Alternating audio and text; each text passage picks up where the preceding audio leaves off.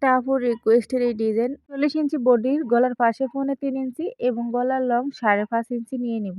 তো আপনারা বডি অনুযায়ী গলার পাশে গলার লংটা এভাবে নিয়ে নিবেন। তো বক্স তৈরি করে নিতে হবে, গলা এভাবে গোল গলা শেপ দিয়ে দিতে হবে। তো পাশে থেকে এভাবে ২ ইঞ্চিতে মার্জিন করতে হবে ডিজাইনের জন্য। শুনেন, আপনাদের কাজ শেখার প্রথম ধাপই হইছে ফুল ভিডিও ধৈর্য এবং মনোযোগ সহকারে দেখা। তো পাশ থেকে এভাবে আমরা ১ ইঞ্চিতে মার্জিন করে নিব। আর সম্পূর্ণ অংশে আমাদেরকে শেপ দিয়ে নিতে হবে।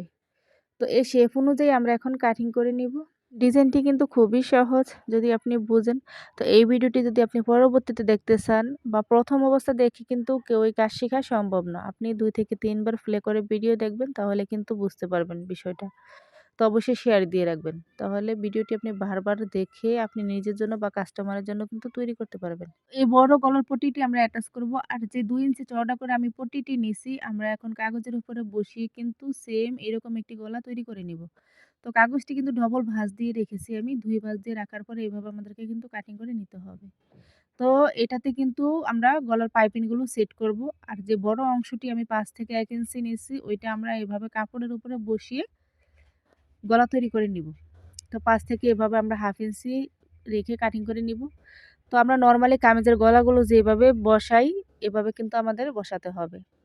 তো একটু মনোযোগ সহকারে দেখেন আপনারা ভিডিওটা, তাহলে ডিটেইলসে কিন্তু বুঝতে পারবেন। তো এভাবে আমাদেরকে চিহ্নিত করে নিতে হবে। এখন আমরা বডির পার্টের সাথে কিন্তু অ্যাটাচ করব।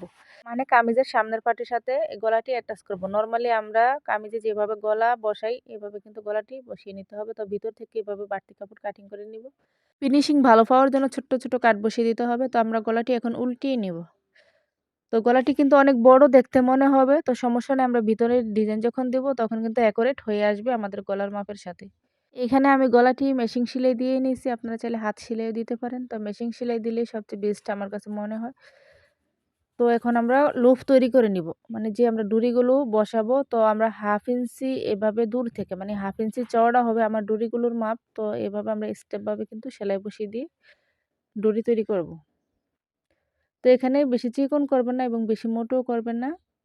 আপনাদের সাইজ মতো আপনারা যতটুকু চিকন মোটা করতে চান অতটুকু করে কিন্তু আমাদেরকে এখানে লুপগুলো তৈরি করে নিতে হবে।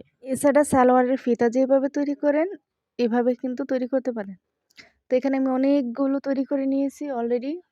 এভাবে আমাদেরকে কিন্তু মাপ অনুযায়ী কাটিং করে নিতে হবে, মানে গলার পট্টিটি চওড়ার মাপ অনুযায়ী। তো এখন আমরা বসিয়ে নিব। তো দেখুন, গোল গলা রাউন্ড শেপ অনুযায়ী আমরা ধীরে ধীরে একেবারে সেলাই করে নিব। তো একেবারে বেশি গ্যাপ রাখবেন না। তো আমরা যাতে একই মাপের গ্যাপ থাকে ওই অনুযায়ী এভাবে সেলাই বসিয়ে কিন্তু কাগজের সাথে লাগিয়ে নিব এটি। আপনারা ফুল ভিডিওটি দেখবেন, দেখার পরে যদি ভিডিও থেকে কিছু শিখতে পারেন অবশ্যই একটা লাইক করবেন, কমেন্ট করে জানাবেন আপনারা কোথায় থেকে ভিডিওটি দেখছেন, সেটা শেয়ার দিয়ে রাখবেন।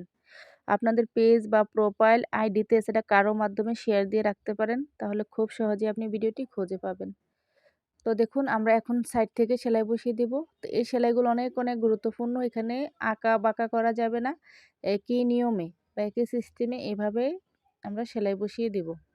তো এখানে কিন্তু গ্যাপ কম বেশি যাতে না থাকে সেদিকে একটু লক্ষ্য রাখতে হবে। তো দেখুন, এখানে কিন্তু আমি অলরেডি সেলাই দিয়ে নিয়েছি। তো এইভাবে বাড়তি থাকলে ভিতরের অংশে আমাদেরকে কাটিং করে নিতে হবে।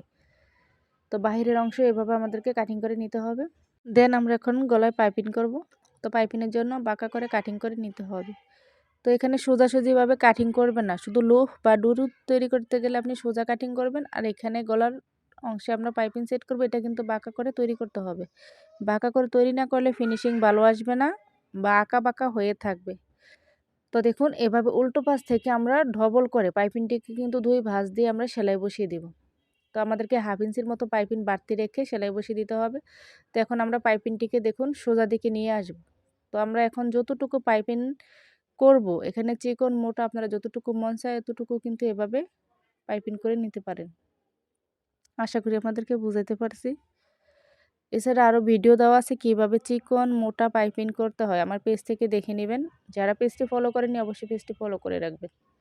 তো আমরা এখন কামিজের পাটটি এভাবে বসিয়ে দিব। দেখুন ডিজাইনের অংশে এখন কিন্তু আমাদের গলার পাশে গলার লং বডি অনুযায়ী অ্যাকুরেট হয়ে আসবে।